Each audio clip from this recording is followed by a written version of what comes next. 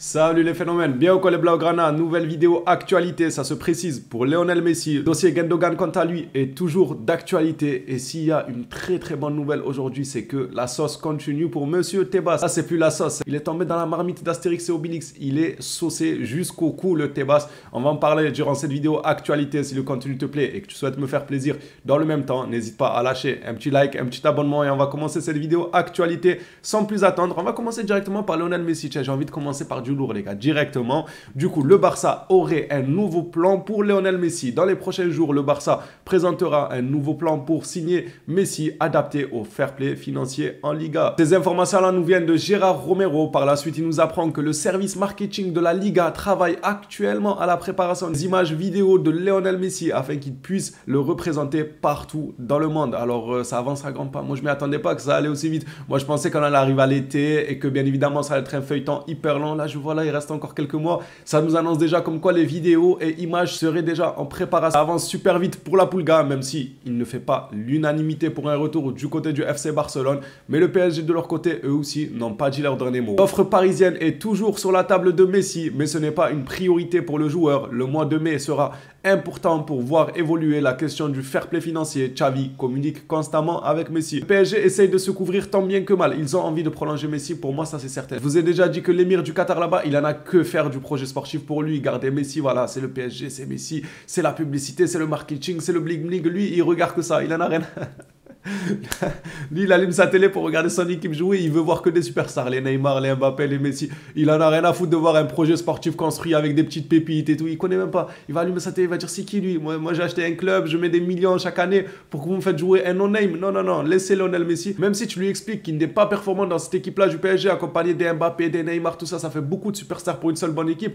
Il en a que faire. Mais bon, à chaque fois que le Barça se rapproche d'une signature de Lionel Messi, la presse essaye de nous faire croire que c'est le PSG qui ne voudrait pas prolonger Messi, ce qui est totalement faux. Le PSG rêve de prolonger Lionel Messi, c'est juste que le joueur n'a pas encore pris sa décision. Et Messi a fait une déclaration dans ce sens, je ne sais pas ce que l'avenir nous réserve. Donc Messi lui-même, il ne sait pas encore ce que l'avenir lui réserve. J'aime toujours fantasmer sur ce qui pourrait arriver, mais je ne sais toujours pas vraiment comment ça se passera. Plus précisément, je ne sais pas ce que ce sera. Il finit par dire ce que Dieu veut arrivera. Donc le joueur lui-même est dans un flou total, même si moi je pense que si le Barça peut le signer, il va donner sa priorité au FC Barcelone. Le dossier Gundogan est toujours en marche. Selon plusieurs sources, Ilkay Gundogan serait donc en passe de devenir la seconde recrue du FC Barcelone. Et oui, car on a déjà bouclé une arrivée, c'est celle d'Inigo Martinez. On en a pas mal parlé hier dans la vidéo actualité. Pour ceux qui auraient raté ça, n'hésitez pas à aller la voir, je donne mon avis dessus. Et surtout, on détruit un peu les arguments des gens qui disent oui, mais on a beaucoup de défenseurs. Ou bien, qu'est-ce qu'il vient faire? Ou bien, il a 32 ans, tout ce genre de charabia là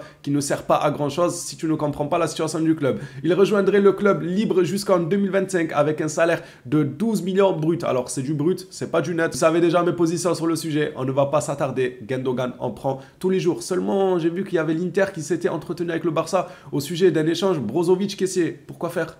Pourquoi faire maintenant? En fait, si on ramène Brozovic, pour moi, c'est pour être titulaire. Il ne va pas accepter d'être sur le banc. Alors que là, il joue avec des champions, avec l'Inter, tout ça. Il ne va pas accepter de venir la saison prochaine pour être sur le banc. Soyons sérieux. On en parlera quand le communiqué de Brozovic passera. On en a un, on en parlera. Mais en tout cas, en ce qui concerne Gundogan, c'est toujours d'actualité et le Barça négocie petit à petit. Me voici justement le communiqué sur Brozovic. Brozovic et Kessié ont bien été évoqués lors de la réunion Barça-Inter. Il y a eu une nouvelle réunion entre les deux représentants des deux clubs. Logique, il n'y a pas qu'un seul représentant d'un des deux clubs qui va se pointer en réunion tout seul. Faut que les deux, n'importe quoi, faut que les deux... Le truc inutile à préciser les gars. Du coup les deux clubs se sont entretenus, je disais, au sujet de Brozovic et Kessié. Et là je vais recommencer avec le débat que je faisais il y a encore quelques secondes. Brozovic, c'est pourquoi faire. C'est un excellent joueur, c'est un joueur qui est très bon. Ça, il n'y a aucun doute, mais seulement en prenant les choses étape par étape. Tu as Brozovic, tu comptes ramener Gundogan, tu as Frenkie de Jong, tu comptes prolonger Busquets pour aller où? Pour aller où en fait? C'est là où on aura beaucoup de millions en fait. On a les Gavi, on a les Pedri, bon c'est pas totalement le même poste, mais on aura un milieu de terrain extrêmement fourni. Après si le Barça se débrouille pour faire comprendre à certains qu'ils doivent rester sur le banc, bah pourquoi pas. S'ils arrivent à dire à Gavi de rester sur le banc, d'être sorti de banc, que tu auras ta chance un peu plus tard et tout, pourquoi pas. Mais pour moi ça va créer des problèmes. Il y aura un embouteillage au milieu de terrain. Si tu ramènes Gundogan, pourquoi tu veux Brozovic? Pourquoi tu veux prolonger Busquets? On a Frenkie de Jong, on a notre Gavi, notre Pedri, Nico qui reviendra de près. On ne sait pas encore quoi en faire. Sur ce dossier-là, je vous avoue que je suis encore dans le flou. Je ne sais pas trop comment le Barça se projette en voulant autant de milieux et surtout que nous les Blaugrana, on est nombreux à vouloir le petit Amrabat. S'il y a moyen de le faire, Amrabat, ça serait excellent. Dites-moi vous ce que vous en pensez de cette arrivée-là. Alors en hiver, j'étais totalement d'accord. Brozovic qui arrive au Barça en hiver, j'étais totalement d'accord, même si je n'y croyais pas parce que l'Inter jouait avec des champions et tout. Je vous l'avais déjà stipulé que pour moi, ça paraissait gros qu'il quitte l'Inter en pleine saison alors qu'il jouait avec des champions pour venir jouer la Coupe d'Espagne avec le Barça. Faut pas abuser non plus. À cette période-là de l'année, j'étais pour Brozovic, mais si on nous dit que Gundogan arrive, que Busquets prolonge et tout, bah il y aura des questions à se poser. Encore une fois, si le club a un plan en tête, j'aimerais bien qu'ils le mettent en avant pour qu'on puisse comprendre avec eux. Et dans les commentaires, j'aurai le plaisir de vous lire. Vous, qu'est-ce que vous en pensez de ça? Une arrivée de Brozovic avec tout ce que j'ai cité, est-ce que pour vous, c'est tout de même nécessaire ou est-ce que vous trouvez que ça fait trop et qu'il y a d'autres postes qui pourraient être plus intéressants? On a parlé de Amrabat, international marocain, son compatriote Abdé. L'agent d'Abdé était en Angleterre hier soir pour rencontrer les dirigeants de Leeds. Le club anglais veut signer Abdé. Le Barça n'a toujours pas pris de décision concernant le joueur. Ils ne savent toujours pas s'ils vont le vendre ou bien ils vont le garder. Dans leur tête, c'est clair, ils veulent que le joueur soit là au minimum pour la préparation, pour les matchs de préparation. Vous savez, tout ce qui est amicaux, etc. Les petites compétitions qu'il y a d'avant-saison en matchs amicaux ou les petits trophées à gauche, à droite, pour voir justement ce que Abdé donnera durant ces matchs préparatifs. Actualité 100% marocaine, les gars. Les frérots marocains, c'est pour vous. Après Amrabat, Abdé, on a maintenant Sofiane Boufal, même si là, je ne suis pas forcément d'accord avec tous ces dires. Enfin, vous comprendrez. Sofiane Boufal a fait une déclaration où il fracasse Cristiano Ronaldo. Avec tout le respect que je dois à Ronaldo, j'ai plus apprécié de le voir pleurer que de nous voir pleurer. Bah ça, c'est totalement normal. Et bien évidemment, on ne peut pas lui en vouloir pour ça. N'importe qui, notre équipe, on préfère que ce soit les autres qui pleurent que c'est nous. C'est totalement logique. Par contre, après, il dit, je préfère Messi à Ronaldo. Encore une fois, choix totalement logique. Boufal, le GOAT et le club pour lequel je souhaite jouer est Barcelone. Alors, c'est bien qu'il rêve de jouer pour Barcelone, mais malheureusement, c'est là où, pour moi, je ne suis pas forcément d'accord dans le sens où il n'a pas le niveau. Tu n'as pas le niveau, Boufal. Donc, c'est bien que tu fasses des déclarations en fracassant Ronaldo. C'est bien que tu fasses des déclarations en disant que tu préfères Messi à Ronaldo, tout ça, que tu aimes jouer au FC Barcelone. C'est un honneur de le savoir comme énormément d'autres joueurs. Seulement, Boufal, je pense pas que tu seras un jour au FC Barcelone. Je peux me tromper, ça se trouve, le gars, il va se réveiller, etc.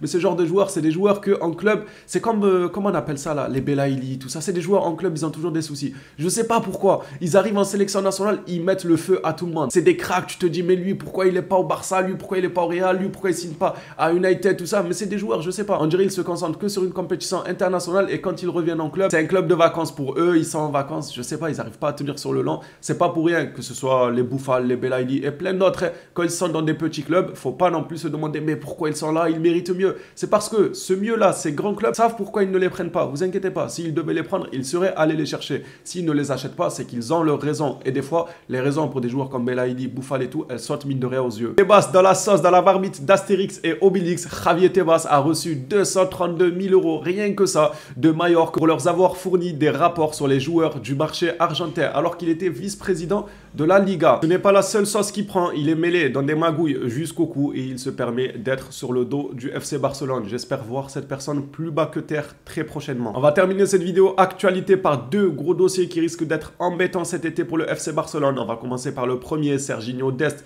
La situation de Serginho Dest inquiète Barcelone car il a été prêté à l'AC Milan dans le but, logiquement, de jouer régulièrement et de se revaloriser sur le marché. Mais il n'a plus joué depuis 3 mois. Il ne fait pas l'unanimité du côté du Milan. Milan n'exécutera pas l'option d'achat ni ne demandera un autre prêt. Son dernier match remonte au 24 janvier. Depuis lors, il n'a pas été sur le terrain ni dans les équipes de Milan en raison de problèmes musculaires, de blessures inconnues et de lacunes à l'entraînement. Le Barça a essayé de recueillir des informations. Le club voulait le vendre à un bon prix ou le mettre dans une opération d'échange. Mais maintenant, c'est une tâche difficile. Logique, il n'a convaincu personne. Qui va accepter de lâcher un joueur de son club pour avoir en échange Dest? Il n'a pas encore réussi son passage ni du côté du Barça ni du côté du Milan qui ne compte pas sur lui. La preuve, ça fait plus de 3 mois que le joueur n'a pas foulé la pelouse. Ce dossier-là va être très compliqué à voir combien le FC Barcelone réussira à en tirer. Et pour finir, Ansu Fati, les clubs qui s'intéressent à lui, la liste commence à grandir petit à petit. De base, je voyais souvent Manchester United revenir. Aujourd'hui, on a 3 clubs. United, le Bayern Munich, Tottenham sont intéressés par la signature d'Ansu Fati